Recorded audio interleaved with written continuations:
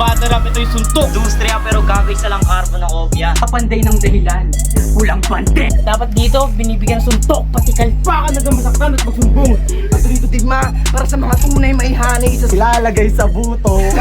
lahat ng nagtiwala sa kakayahan ko. Sobrang init ng mga bara mo doon kasi wala ka. Aba, halatado sa boses niya na si Arnold lang yung may pangalan na sumalang sa ambahan na kita sa bawat galaw mo at tira. Yung dilim na, well ako rin naman nakalak.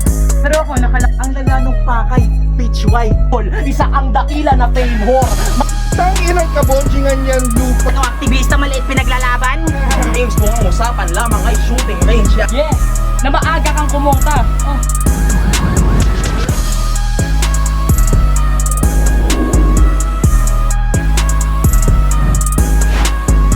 Yo, shoutout kay Uno Mas, yung champion niya sa titulo, cameraman namin.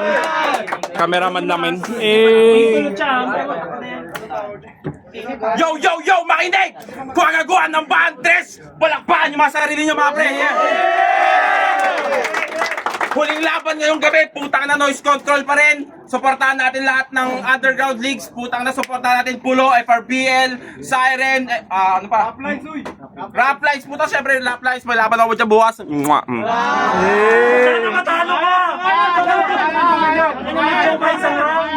Hindi, okay na. So yun, hands up bedroom, tangina.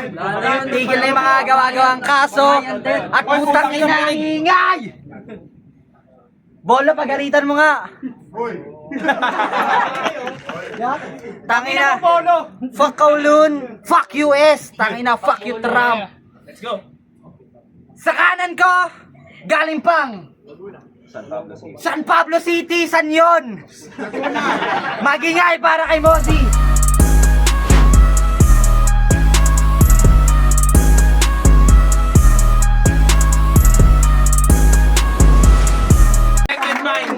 Connected Minds. Shoutout Super Seed. Shoutout sa girlfriend ko, I love you. Shoutout Poetic Jules. Shoutout Collision. Shoutout James Overman. Sa aking kaliwa, galing tangina San Roque, San din yun. Magingay para kay Platin. Ako'y napapagkal pag pilat ng mata sa umagang luha ang aking almusal. Pasensya na mahal. Shoutout sa'yo, Eureka. Lalabs. May nanalo na. Yo, what's up? Naging host natin ngayong gabi sa Ambantres. Galing pang Muntinlupa. Palakpakan niyo si Sis. Muntinlupa! Montalban pala.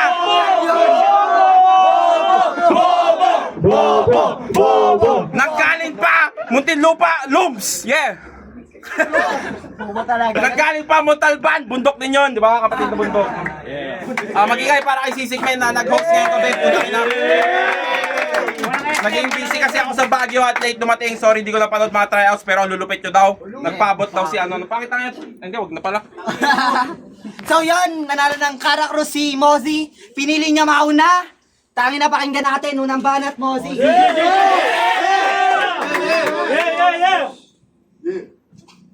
Nalaglag ako sa nocturna at bilang parusa, pinabalik sa ambahan.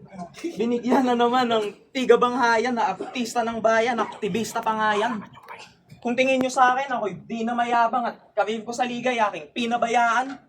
Pues eto, tutorial sa rookies kung paano manggagot mangdis ng kalaban. Siya si Matabalan, Yuri James. Such a whack and stupid name. Itsura pa lang halata nyo naman na maasim kanyang music taste. Diet neto, 3 presto, 1 zesto, sabay 2 hits bait. Alam kong mahal bilihin plus pero i-adjust mo iyong food intake. Kung puro gun bars dala mo, ayan ay foul na paka bullshit play. Sa fanang Golden State lamang si Steph kay James kung ang usapan lamang ay shooting range. Yama, slice him open with a 2-inch blade, then unload a dozen full clip Uzi sprays hanggang si Yuri James ay may euthanize. I'll put you in a box like it's moving day. Matalo mo ko'y isang daydream. And boy, you're in a lucid state. You're gonna lose this game, that I guarantee. Hindi na to yung Mozi galing rookie days. Yan nagbalik ang bahan, barrel, bruise and break all the swag right out of your stupid face. Magiging soothing pain ang bawat sapak hanggang mag-crack buto parang tooth decay. Tas ipopost sa page ang aking pagpatay at ang kanyang bangkay ay naka-full display. Sa sobrang sahol pa ng pag-mutilate, kahit sira at one mapapa-urinate, I'ma bash his head in, pull his brain out, then squeeze the blood from his oozing face. Ililiquidate pa kanyang lamang loob, ikakalat ko from Bats hanggang Subic Bay. Ano, Yuri James? Di ba ganyan yung style mong dinuduplicate? Puro violence iyong lines at panay. Puro violence iyong lines at kanyang vibe ay panay foolish rage. Tapos ako nagbalik. Now that the league is in a blooming state, pes around 2 I'll expose you and tonight I'm gonna prove his fate. At bibigyan ko siya ng battle na magsti-stick sa kanya to his grave. 2 days prep, motherfucker. Do this. Red back ka lang, boy. ML pa. Stay down ka. Game! Salamin ni Aibo babasagin, buhok ni Plasis wawasakin. Gawin mo na. Wala naman dyan ang kukontra, kaya gawin mo na. Yeah! Na maaga kang kumota. Oh. O, kita nyo na? Ganyan siya, puro boka. Di ko masasabing puro forma. Wala akong makita, miski onting nakakasindak na aura. Ako di pa all in, pero no doubt na mararanasan mo sa akin trauma. Inamukha yan, parang kulang ng konting kromosoma.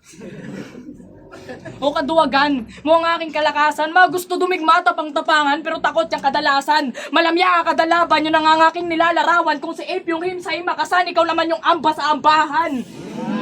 Kasi sabi niya ay Dooms, dito rin yun eh. Suntukan na. Joke lang. Ina neto tatanga-tanga. Yung pangalan ng event, literal na ambahan talaga kasi itong kung magkitang-kita na puro lang amba. Saktong ambahan na naman. Yeah. Ang balikat pa amoy babaliin ko. Ang baba mo pa kumpara sa akin na mabilis lang yayariin to. Ang bano, ang barok, pero ang bango.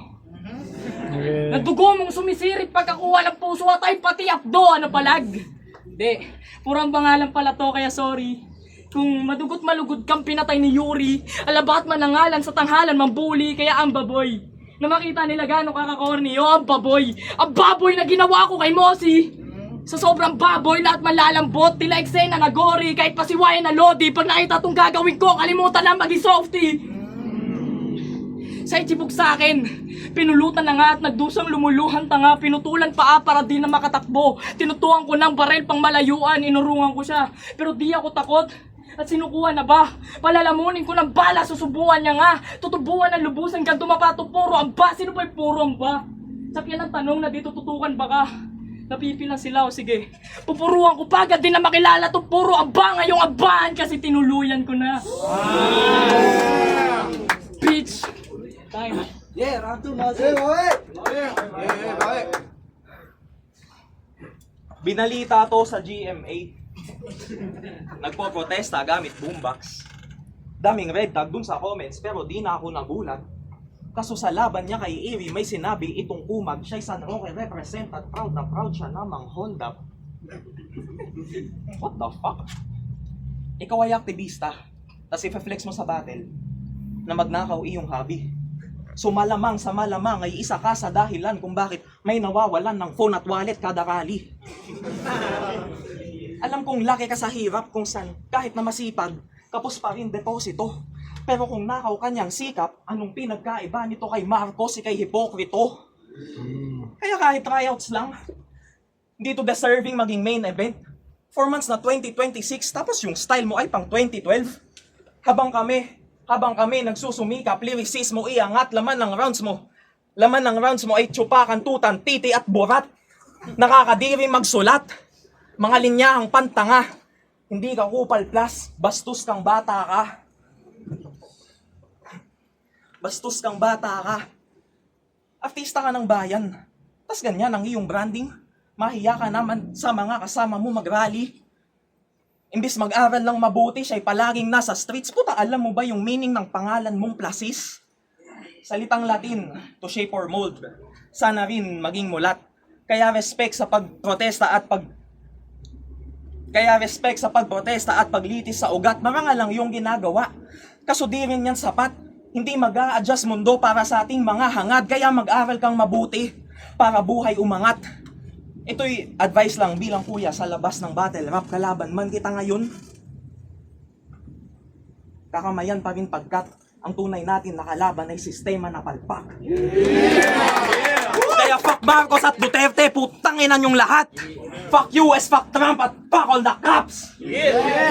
Huwag ka namang hold up. Ina, yung mga banat niya, di naman nakakalatay, ayaw magkakuya sa nayawang panganay. Ano mo ah? Tsaka di pa aktivista ng tol, biktima lang ako ng kahirapan. Tapos, tino-throwback mo? Tanga, babalita uli ako sa JMA pag ikaw dito in-hold up ko.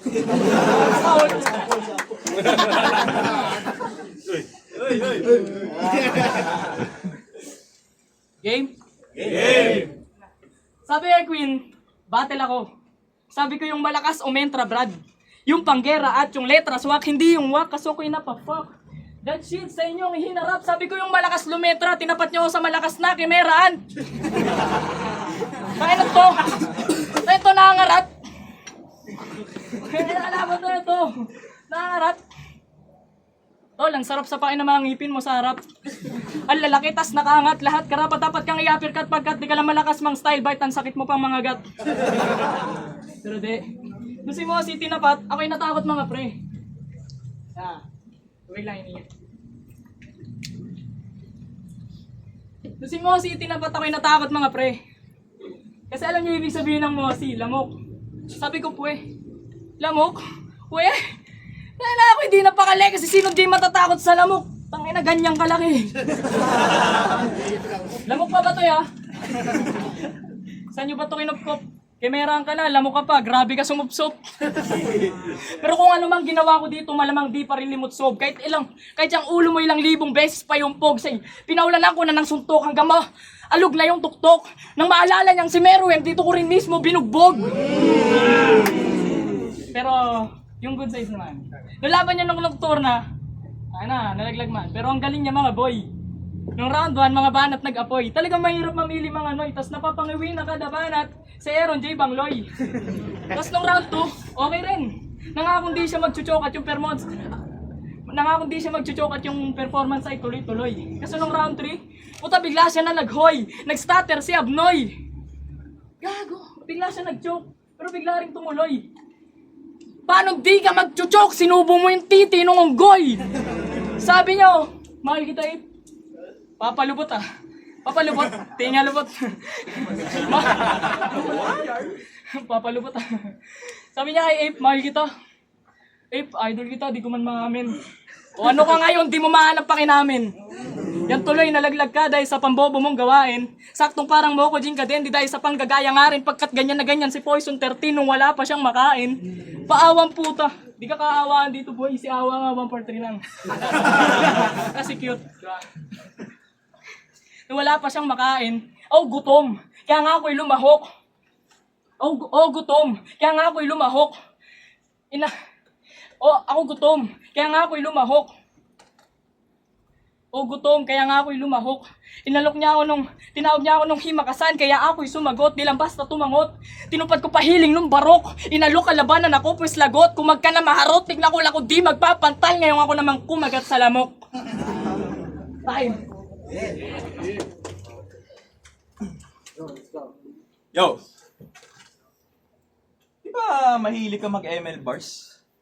Pues sige, subukan mo ngayon sa LOL bars. Itong bata naman, pupuruhan ko. Game? Game! For your information, naglalaro na ako ng LOL, ikay nasa kinder pa lang. At nung natuto ka mang trash talk, gago, ilang beses na ako naban. Ilang beses na ako naban. Kaya, top 4 Johnson mo mukha mo. Adi ka na sa ML. Puti pa si Ritmo, yung nilalaro niya Tekken. Mas dikdikan pa sa teamfight mga linyang nabuo pagkat yung setup ko pang malfight at yung hiwa Yasuo. Kaya wa-epek yung gun bars ng pabibo na yan. Mag-ubos ka man ng bala, isang windwall ka lang. Hasagi, motherfucker. Yeah. Kaya wag ka na mag-ML bars. Sa akin ID yan bebenta, sir. Wala akong respeto sa gamer na di naabutan yung Garena shells. Taas kamay, mga naabutan. Ang ina mo, ML ka pang asing mo. I-times 2 man ang iyong lakas sa akin. times 2 man ang iyong lakas sa akin ay hindi ka didikit. You're just a fraction of me plus at ulo mo magiging dividend. Gigilitan tumatangkad pagkasaksak sabay ididiin. Kahit mag-plus pa na mag-plus pagkatapyas ikay mangliliit. Hindi ako nabibilib sa mga multi mong walang laman na ultimo ay kayang-kaya lang din gawin ni Badang. Ang daming iba dyan na mas magaling pa at kung nauna lang ako sa rap lines malamang sa akin binigay yung slot mo sa numero 1. Pero props, nakalusot to sa first stage. Ako mismo, aminadong di gaano naging okay yung exit ko sa tuna. But fuck what they all say, di ko kailangan ng titulo. I'm gonna make my own name. You better stick to your own lane when I road rage. Do not test me. Di man umabot to sa quarters, sasagasaan ka ng semi. Tinapagtapakan ako nung elims. Sige peti na kung peti. But I'ma take revenge on your whole league hanggang maubusan kayo ng MC. Banghayan, what's up? Sinong isusunod nyo dito sa akin? Bugbog yan lahat. At bago ko banggain yung collision, ako'y lulusong sa flood. Let's go! Puro laro, lari mo to. Yeah, oh. Ang inan to, ano pinagsasabi mo sa akin? Nalimutan mo ako yung nagbigay kay Osa ng ulti ni Garen. Ina mo, nalimutan mo? Kasi sabi mo, nalimutan ko yun. Ang ina ngayon, nasa tiyan pa lang ako, naglulol na. Ulul ka. Mamaya ML bars ka sa akin. Pop ka lang. Game! Magaling mag-flow. Pero di ibig sabihin ako'y matatalo niya. Sukat ng lakas ko, boy. Di mo makakalkula. Apoy ko tumutusta. Di nyo maaapula. Sa kwago may gago ba? O kaya yung AJ na wala habang ako may amo pa. Na ako yung sinusunod. Ngayon ay nagbago na akong puro flow lang dala mo. Gago ako yung balbula. Kontrol ko ang agos, kahit crowd mo mahakot, sa sariling dugo kahihilamos. Ganon to kasalot. Kakalat naman mong wala naman pag ako na ng bulabog. Kala mo, Norman Osborn, naging Green Goblin, bakit bato ko pasabog?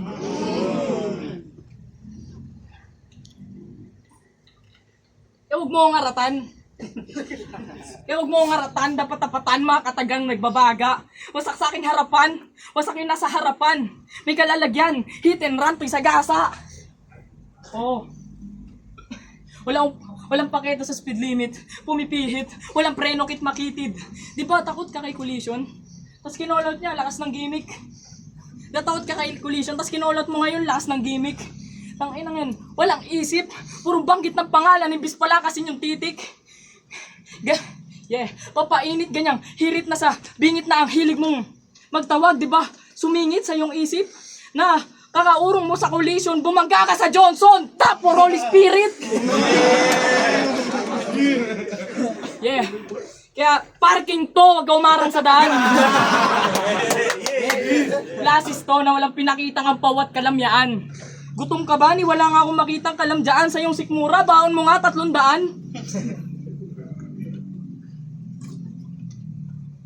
Baon mo nga 300 o 300. Lagi yung kailangan niya. Sa paaralan para lamang makapag-aral siya. O 300. Aral ko na o kahit ano pa mang daanan niya. Tanga wala akong pake sa dadaanan para lamang masagasaan ka. Para lamang masagasaan ka.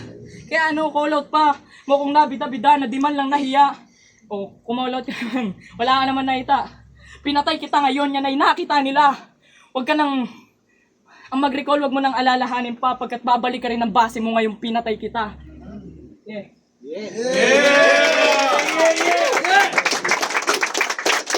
Yo! Wagaguhan ng Baan 3! Dito pa rin sa Noise Control Marikina. Tangina, palakpakan natin yung laban na yan. Oh. Yo, tangina, ini-invite namin kayo lahat para sa paparating nating mob sa May 1 para sa Labor Day.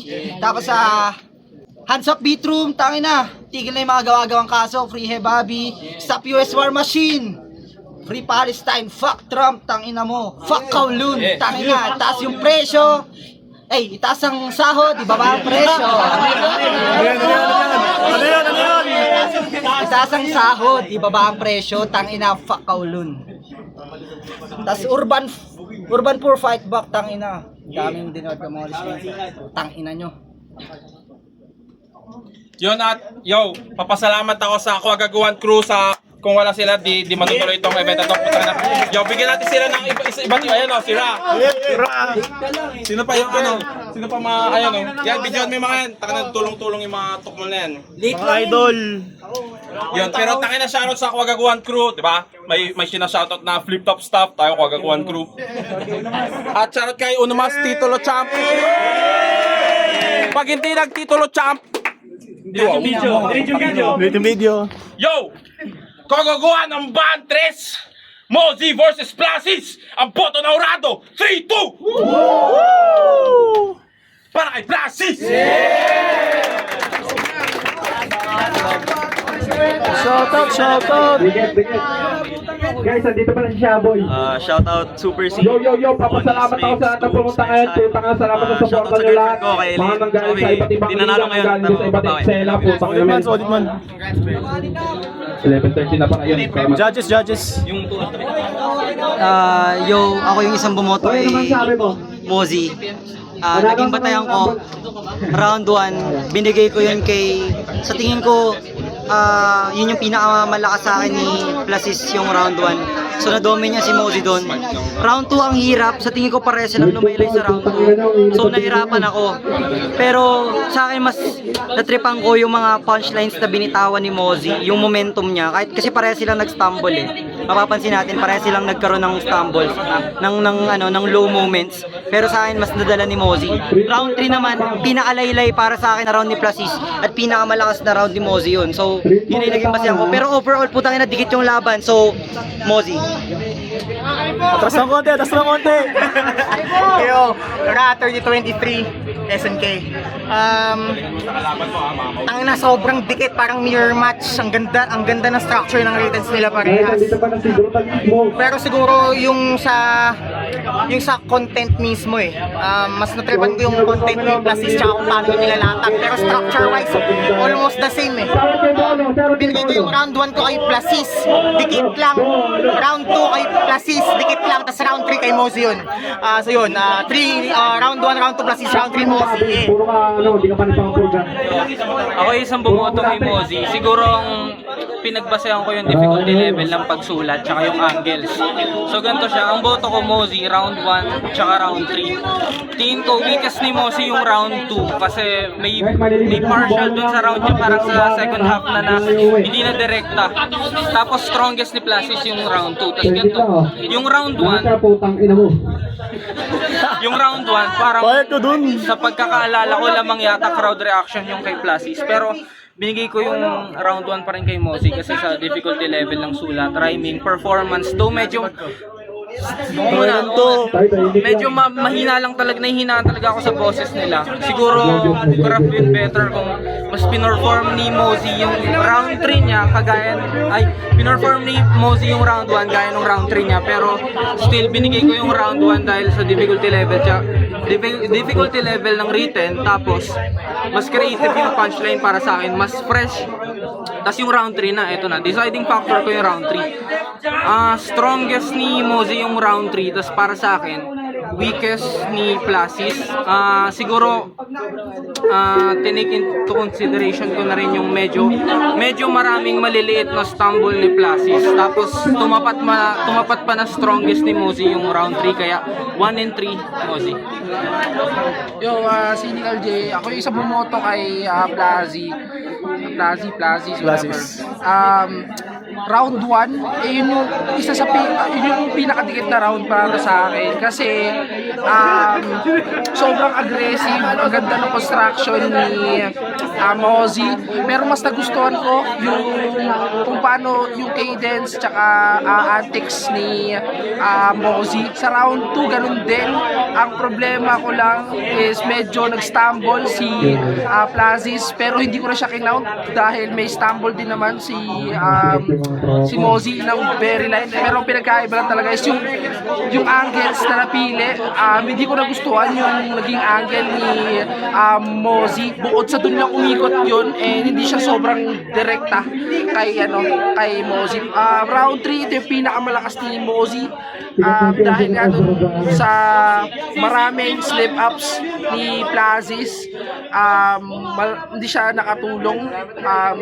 Minimum ng tubig every other line, medyo naging problema yun. Kaya binigay ko yun kay Mozzie. So kung 1-2 kay Plazis, round 3 kay Mozzie.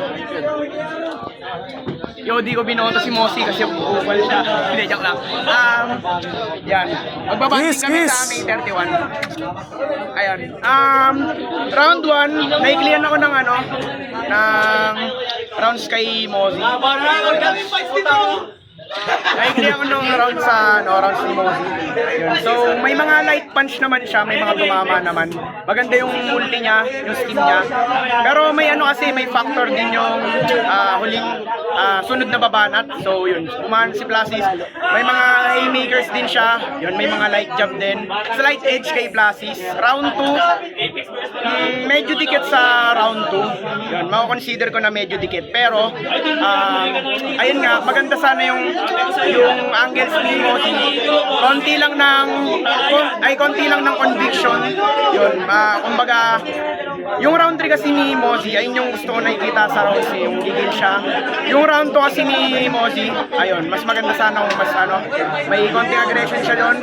Pero yun, round 2, may mga haymakers na pinalanding na naman si Plazis doon. Yun, tapos may mga gandang magagandang light jab. So, slight edge ulit sa 2 si Plazis. Pero round 3, yun, mako-consider ko na kay Mozzie yun. Kasi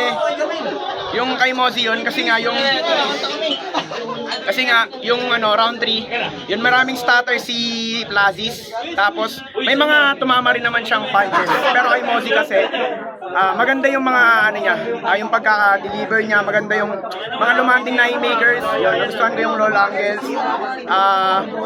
Ayun. Ayun, so round 1 and 2 slight edge kay Plazis. Round 3 sure kay Mozzie. Yun. Plazis. Yo, Oza, wala akong binoto. Shoutout ko lang Zuli, Daspan, and Walis. Pagaguhan kahit nandito ka ngayon. Yo, shoutout kay Unumas. Yeah! Ang laki ng arms mo, bro. Thank you.